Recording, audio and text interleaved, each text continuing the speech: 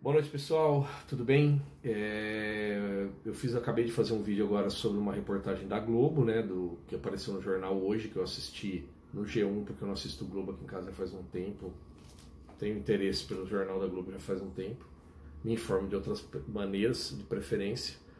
Mas eu fui avisado num grupo, fiz um vídeo. Então, para quem não me conhece, meu nome é Enio Deoneri Prado, sou advogado, CAC, instrutor de armamento e tiro, e tô aqui para fazer um vídeo agora para vocês compararem. Assiste aquele lá primeiro ou assiste esse primeiro, mas assiste os dois para vocês compararem o que a Globo disse naquele outro vídeo eu analisei com o que a Record disse, e nós vamos analisar agora, tá? Bom, eu tinha feito um vídeo bem longo analisando ponto a ponto. Não vou usar, vou fazer esse aqui mais rápido e mesmo assim vai ficar longo, infelizmente, porque a reportagem é gigante, tem 1 hora e tanto. Então vamos lá, vamos ser rápido. Primeira coisa, os caras foram para o Paraguai, os repórteres foram para o Paraguai, entraram numa loja e mostraram como é que um cidadão, qualquer cidadão, compra uma arma no Paraguai. E como é que compra uma arma no Paraguai? Você entra na loja, pergunta qual é o preço, paga. Ele perguntou, você é brasileiro? Sou. Só pagar, pôr na cinta e ir embora. Falei, mas como é que eu entro no Brasil? Põe na cinta. Se um cidadão normal põe a arma na cinta e entra no Brasil, você imagina um crime organizado. Eu faço a seguinte pergunta para vocês, analisando agora. Vocês viram aquele argumento de um cidadão aí, né, em alguns jornais, apareceu no Jornal da Cultura e tal, o pessoal tá bravo pra caramba, e outros, né, jornais foram pro mesmo caminho, dizendo que tinha a flexibilização do nosso acesso à arma servia ao crime organizado, porque o crime organizado ia pegar nossa arma de CAC, ou seja, que os CACs tal, forneciam armas para o crime organizado e para a milícia. É mesmo? Por que você acha que tem lógica uma pessoa passar por uma burocracia tremenda, ter que achar um laranja lá com nome limpo, que passe no psicotécnico, que passe no tiro, que não tem antecedente criminal, que tenha residência fixa, deixe todos esses documentos lá para ele comprar uma arma, comprar munição, cara pra caramba, demorada pra caramba, leva meses e meses e meses para ele pegar essa arma, e aí o cara vai entregar essa arma por um preço elevadíssimo para o crime organizado. Se ele vai lá no Paraguai e compra barato, que tem os preços, aparece na reportagem, o preço é super barato, comparado com aqui, e sai com a arma na cinta. Tem lógica nenhuma, é ridículo. E essa reportagem mostra o quanto é ridícula essa afirmação. Bom, que mais? Parece um delegado lá dizendo assim, ó, palavras dele. Temos capacidade plena de recuperar as numerações. Por que ele diz isso? Porque as armas são adulteradas. A arma tem um código mundial. Você sabe de onde uma arma saiu com aquele código lá, alfanumérico que tem na arma. Não precisa de QR Code, não precisa de nada. Com aquele código se rastreia uma arma no mundo inteiro. Foi dito na reportagem pelos delegados da Polícia Federal. E eles disseram o seguinte, que para dificultar, algumas coisas ao invés de raspar, adulteram esses números. Raspados ou adulterados, existe tecnologia, e ele disse isso com todas as letras, para se recuperar esses números. O que desmonta uma outra conversinha da história lá do QR Code, de que nós não queremos que marque arma porque a gente quer que não rastreie arma. Não, não é nada disso. A gente não quer que encareça a arma, não queremos que burocratize ainda mais, que já é muito burocrático, e principalmente nós não queremos que ter problema com essas armas porque sumiu o número, ou porque aconteceu alguma coisa com esses números, QR Code, um pequeno risco pode fazer ele não funcionar, etc, etc, etc. Tem vídeo meu aí no meu canal já falando sobre esse assunto, não vou voltar, tá? Então, é o seguinte, precisa? Não, não precisa. Isso não somos nós, os CACs, os armamentistas, etc, que estão falando. Foi um delegado da Polícia Federal na reportagem de ontem. De onde vêm as armas? As armas vêm dos Estados Unidos, que não vende direto para o Paraguai para evitar esse tráfico de armas, elas vêm por intermédias pessoas, mas também vem da Turquia, Israel e Áustria, né? República Tcheca também, via aviões até o Paraguai e depois via terrestre até o Brasil, tá dito isso lá. Essas armas, né, importadas de alto poder foram usadas, importadas, contrabandeadas, dê o nome que você quiser, vai. Essas armas foram usadas, assim como dinamite, né, no maior assalto do Paraguai, que mostra lá na reportagem. Eu te faço a seguinte pergunta: a dinamite que está sendo usada para estourar caixa eletrônico aqui, né, as granadas, né, usadas nos morros, tudo isso, essas armas saem da casa do cidadão de bem? O cidadão de bem compra granada, compra dinamite para soltar no São João? Então, aí, então eles sabem de onde vem a arma, porque eles conseguem recuperar. Eles sabem, eles estão procurando onde é desviado algumas dessas armas, alguns lotes, né? Mas eles sabem. Aí ele fala que o armamento, na reportagem mostra que o armamento segue principalmente para Sudeste e Nordeste, principalmente Rio de Janeiro, São Paulo e Paraná, especialmente as suas capitais, direto ao crime organizado, que tem uma logística até de locação de arma para assalto. Explica lá legalzinho isso daí, vocês vão ver que é tudo muito organizado, não tem nada a ver com arma de cidadão de bem extraviada, né? Aí aparece um vídeo lá com 15 armas no morro, os caras naqueles pancadão lá e tal, não sei o que, com um monte de arma na mão, e das 15 armas lá, apenas uma também é fabricada no Brasil. Não quer dizer que aquela arma saiu do Brasil, tá? Porque ela também é fabricada nos Estados Unidos e na Argentina. Então, assim, todas as outras armas nem são fabricadas, todas as outras 14, nem são fabricadas no Brasil. Ou seja, é impossível que essa arma tenha saído da mão de um cidadão de bem ter ido para lá. Ah, mas o cara pode ter importado. Ah, meu, vocês acabaram de ver aqui de onde veio a arma, que é só pôr na cinta. O cara vai fazer uma importação. Se comprar arma como o cara, que é difícil fazer uma importação, é um negócio de louco, tá? Bom, aí é o seguinte, por que o traficante lá do Rio, o crime organizado, compra arma?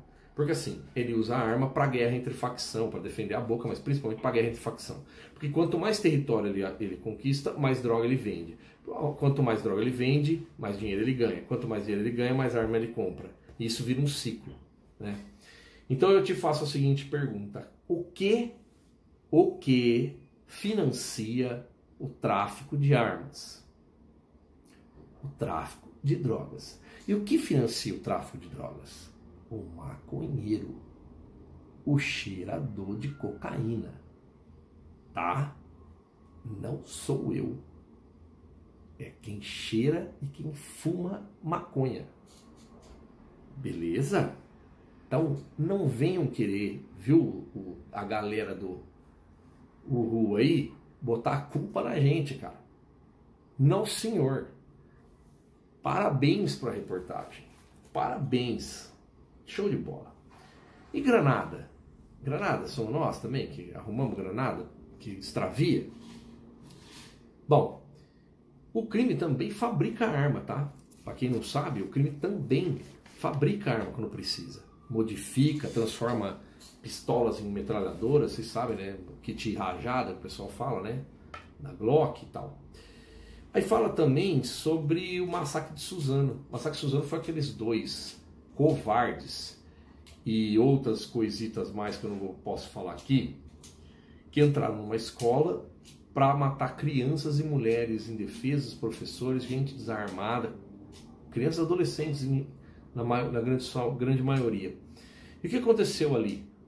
Armas ilegais, uma arma raspada, ilegal, besta, machadinha, ou seja, qualquer coisa que possa ser usada como arma, mais uma arma de fogo, ou seja, o que interessa é a vontade de matar, né? O instrumento se busca, e aí esses dois covardes atacaram as pessoas. E aí um menino, na reportagem, fala uma coisa que eu até anotei aqui, ele fala assim, ó, ele ia atrás de quem estava isolado. Por que ele ia atrás de quem estava isolado? Porque é simples. O cara isolado, ele não apresentará nenhuma resistência contra um cara armado. É óbvio. Ele é tão covarde nessa ação que ele nem coragem de armado ele tem de ir atrás de um grupo. Porque um grupo se volta contra esse cara armado, ele podia se dar mal, né? Você imagina uma outra pessoa armada. Que foi o que aconteceu na sequência. Na sequência, um policial paisana que estava lá machucado por um acidente com uma arma, né? Um acidente que reputa a um defeito da arma. Ele tinha tomado um tiro, estava lá afastado e tal. Ele mesmo ferido, pega a arma de fogo dele e entra dentro da escola. Isso foi relatado, a Globo não falou nenhuma vez desse cara na época. Eu me lembro muito bem que pouquíssimos veículos de imprensa falaram desse cara que foi um herói. Ele é que de verdade parou o massacre. A polícia depois chegou, ele já tinha cessado o massacre. Os meninos que estavam fazendo, aqueles dois covardes, eles correram, né, e acabaram se suicidando e tal. Por quê? Porque eles encontraram um oponente armado, tá? Então, armas legais versus armas ilegais, armas na mão de cidadão de bem versus armas na mão de cidadão de más pessoas. O que aconteceu? A arma do bem salvou várias vidas que poderiam ter sido ceifadas, tá? Depois a gente tem na reportagem, fala sobre os problemas da Taurus, os defeitos das armas e tal, eles falam bastante sobre isso, falam sobre o monopólio da Taurus também, e fala que a legislação, né, até 2006, antes aí do Bolsonaro, nós tínhamos uma legislação que impedia a importação, impedia a licitação de armas importadas. Então todas as armas das forças policiais eram todas da Taurus, da Imbel, né, que é uma fábrica nacional, mas ligada ao Ministério da Defesa, né? E isso mudou com esse governo, né? O que mostra que nosso governo não tem nada a ver com defesa de interesses da indústria armamentista, muito pelo contrário, né? Se for ver, quem está quebrando o monopólio, quem está dando um pouco mais de acesso, e a gente ainda tem dificuldade de comprar arma importada pra caramba, não é fácil, é burocrático, é elitizado, ainda tá ruim, vai ter que melhorar, né? Mas começou a se mudar agora. Então não tem nada de bancada da bala não, meu. Se fosse para defender a indústria armamentista, que estava aí, a Taurus e tal, se fosse esse o caso, tivesse alguém levando dinheiro, coisa assim que o pessoal gosta de fazer parecer, que alguém está levando dinheiro para defender a tal. Não, é ao contrário. Na verdade, está se dando, não está flexibilizando para beneficiar a tal. Ao contrário, a gente estão flexibilizando para dar acesso, né? Tanto que tá cada vez mais fácil, ainda tá difícil pra caramba, mas tá cada vez mais fácil trazer. Tanto é verdade que a Arex, né, tá vindo para o Brasil, vai estar lá em Goiânia.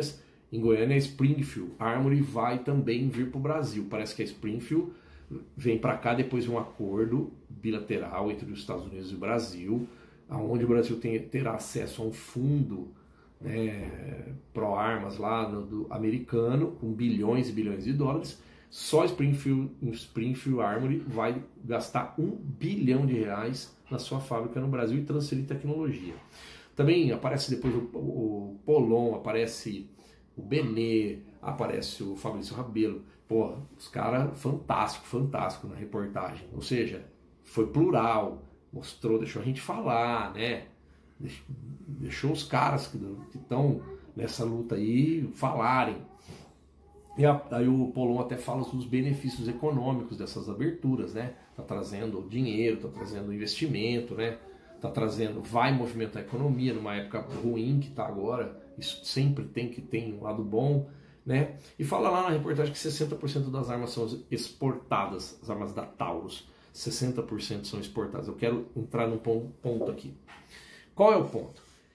Eu já vi uma mentira que eles contam sempre aí, o pessoal do Anti aí conta sempre, que é a seguinte mentira. As armas, quando é feito o tal do rastreamento, desde aqueles levantam, as armas que são usadas nos crimes violentos do Brasil, a sua grande maioria, tem um percentual lá mentiroso, lá que eu nem guardo porque é mentiroso, a grande maioria dessas armas sairia da mão de cidadão de bem. Mas vem cá. Primeira coisa que não tem lógica nessa historinha toda. Como é que eles sabem se é uma parte mínima dos homicídios, dos crimes violentos, são desvendados pela polícia quem é o autor? Eu não sei quanto é hoje exatamente, mas há pouco tempo atrás era 8%. Não sei se continua 8, 9, 10, né? Por aí. Não vai passar disso, na melhor das hipóteses.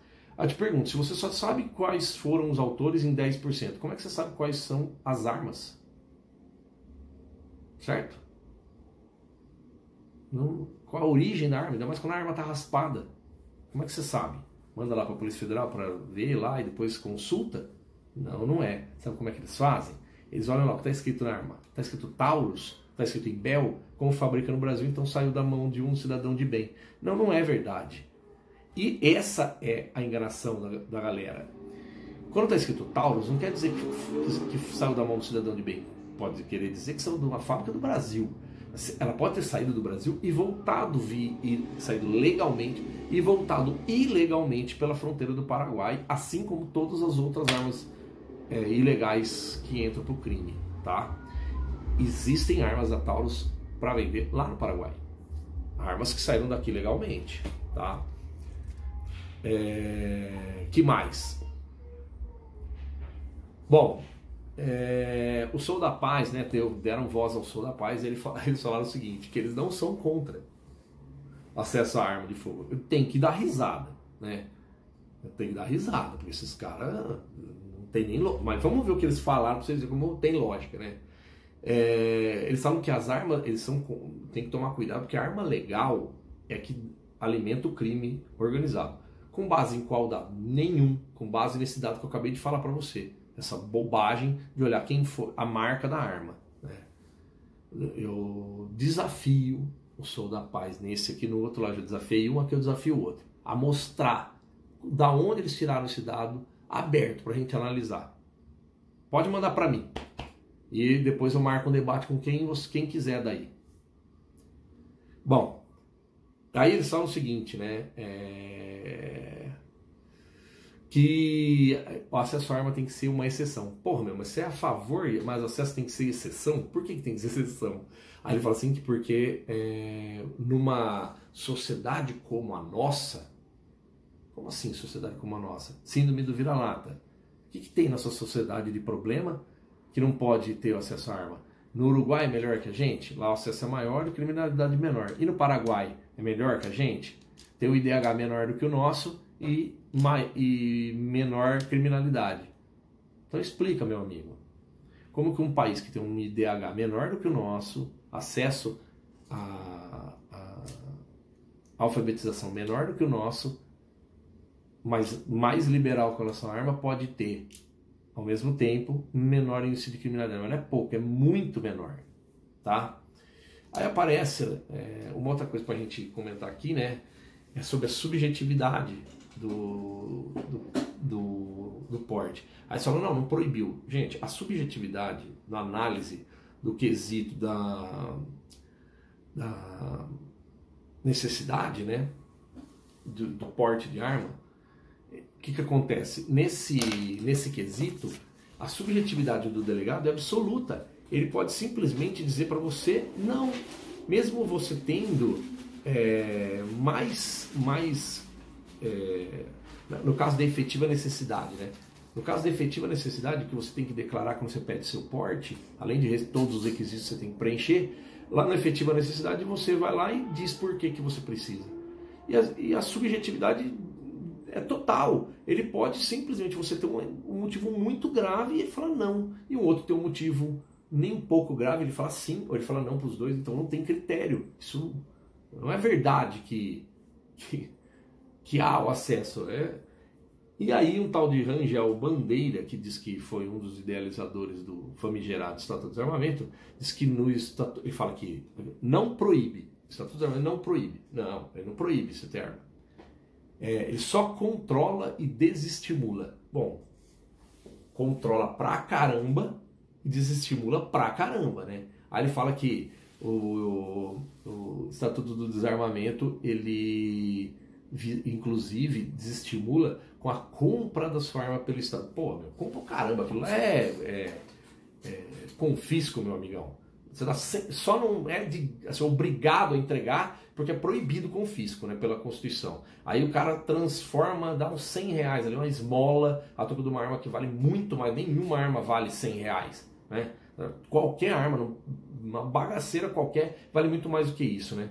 Então, é o fim da picada. O cara fala isso. Aí ele fala que o Estatuto salvou vidas. Ninguém nunca provou isso. Tem um livro aqui, ó, que eu recomendo, de um dos caras que estava aí na reportagem, do Benê Barbosa. Leiam, que eu não vou nem argumentar. Leiam. Aonde o Estatuto do Desarmamento, ó o que é, ó. O Estatuto do Desarmamento salvou vida, tá? Bom, aí fala sobre mais treino, né? Aparece um cara lá falando, um policial falando que a arma na mão do cidadão de bem nunca causou crime e que está tendo muita procura por treino, né, agora. Claro, a gente, por que tem mais munição? Para ver mais treino. E com mais treino, ao quê? Mais segurança. Eu não sei por que esse povo se opõe, fala tanto em segurança, segurança, segurança da arma de fogo, mas ele se opõe a você treinar, se opõe a você ter munição para treinar. Não tem lógica, né? É duplo padrão, né? E aí aparece também o Fabrício Rabelo lá, defendendo uma gradatividade da passagem dessa legislação para uma legislação mais flexível. Fabrício, eu só vou concordar com isso no seguinte sentido, de que tem que ter condição política. Isso eu concordo. Tá? Não vejo outro motivo para ser gradativo, de verdade, cara. Tá, precisamos vencer o preconceito. Eu concordo contigo. É esse o meu objetivo. É isso que eu estou trabalhando. Vamos vencer o preconceito. A galera que está aqui no meu canal entendeu já o que eu quero fazer. Vamos fazer. Que mais? Aí aparece o cara lá da Flórida, cara, falando como é que é na Flórida. Na Flórida, você tendo mais de 21, você não tendo antecedentes criminais, você chega lá, entrega seu documento e compra a arma. Você só não leva embora, porque tem um prazinho lá de 3 dias para você pensar bem, caso você esteja meio alterado, queira fazer uma besteira. Eles inventaram esse prazinho de 3 dias aí pro cara, na hora que for buscar, ele já tá mais calmo, se for o caso. Mas se você tiver porte, você já compra e leva embora na hora. E aí termina a reportagem aparecendo o John Lott, cara. E aí eu vou ter que falar um negócio para vocês sobre o John Lott.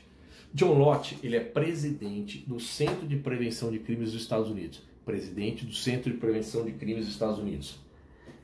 E o John Lott, ele é um cara, ele é um economista, professor de faculdade, PhD, ele tem um currículo fenomenal, e ele usou sua capacidade de análise de números de estatísticas como economista, muito competente que ele começou a verificar números, né, de estatísticas e pesquisar as bases de dados. Ele fez uma análise das estatísticas que existiam.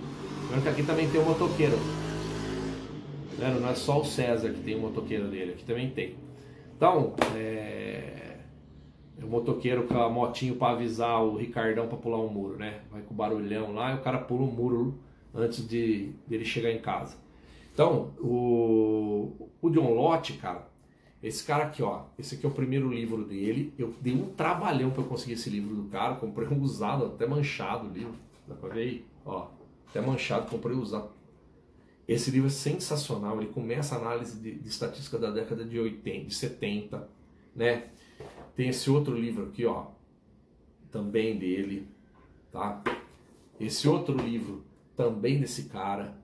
Os 3 livros são sensacionais. São livros assim, para quem quer entender dos números, quer entender das mentiras, quer entender das estatísticas fajutas e das estatísticas verdadeiras, principalmente dos Estados Unidos, que é um lugar muito bom para fazer estatística sobre arma, porque o FBI coleta todos os dados de 51 estados, sabe? Então, com um monte de diferença legislativa, então dá para comparar dentro do mesmo ambiente o que uma legislação fez em um estado, não fez no outro, muito legal. E esses livros são muito bacanas, eu recomendo, eu tô lendo aqui algumas coisas dele, tá? E o John Lott, na reportagem, termina falando o seguinte, que armar a população diminui sim o crime, auxilia a polícia, e ele fala sobre crimes de contato direto e crimes sem contato direto. O que acontece? Nos crimes de contato direto, o criminoso tem um contato direto com a vítima. E os crimes sem contato direto, ao contrário, não tem. Então, o que acontece? Quando uma população está mais armada, o criminoso evita os crimes de contato direto. Ele prefere os crimes sem contato direto, que é furto, roubo de carro, esse tipo de coisa. Ele vai evitar o assalto, né, o latrocínio. Por quê? Existe um livro dele, aqui, ele explicando, ele fala isso em várias vezes nos livros inclusive, ele diz o seguinte, que entrevistas com bandidos, com criminosos americanos, relatam que eles temem muito mais o cidadão armado do que o policial. Porque o policial vai prendê-lo, vai ler os direitos dele e vai ser preso. Agora o cidadão armado não. O cidadão armado, quando topa com o bandido, geralmente puxa o gatilho. Entenderam? Então existe sim O cara é o presidente do Centro de Prevenção de Crimes dos Estados Unidos. A gente sabe que os Estados Unidos nesse aspecto é muito sério, tem números muito bons. Então os caras lá estão fazendo a lição e o cara entende do assunto. Quem tiver curiosidade, leia os livros dele. Bom, gente, vamos lá. No final, muito boa a reportagem. A reportagem pegou exatamente os pontos que deveria ter pego, mostrou exatamente o que deveria ter mostrado e foi atrás da realidade. Essa é a minha opinião. Pegou o Fabrício, pegou o Benê, pegou o Polon, colocou os caras lá que entendem do que estão falando, pegou o Eduardo Bolsonaro, pegou os delegados que trabalham diretamente com isso. Ou seja, foram falar com quem entende do assunto, ok? Não com uma ONG que vive do dinheiro, do seu dinheiro, do meu dinheiro, tá? São as organizações não governamentais financiadas com dinheiro público, né? Enfim, então essas ONGs existem para o quê? Aonde que está a ONG lá que eu falei no outro vídeo? Cadê? Cadê o dado? Aí, sou da paz. Cadê os dados? Mostrem os dados. Vocês têm. Se você tem como bater, bata, cara. Bata, pega o dado e mostra, esfrega na nossa cara. Um dado real. Um dado que não vai ser rechaçado facilmente, como o Benê costuma fazer com todos eles, toda vez que é chamado para fazer um debate com esse pessoal. Tá? Bom, a reportagem foi sensacional. Eu gostei pra caramba. Mostrou um monte de coisa, deu voz aos dois lados. Sensacional. Câmera Record tá de parabéns. Recomendo, assistam lá. Depois eu ponho o link aqui na descrição. Não vou pôr agora que eu vou upar o vídeo, depois eu ponho. Mas sensacional. Gente, quem não assistiu o vídeo sobre a outra reportagem, acabou esse aqui, vai lá, assiste o outro. E não esquece, se inscreve, clica no sininho, tá, para você receber minhas notificações, tá bom? Desculpa o vídeo longo, cara, mas eu fiz o mais rápido que eu consegui, sem deixar de falar tudo que eu queria, tá bom? Fica com Deus, abraço.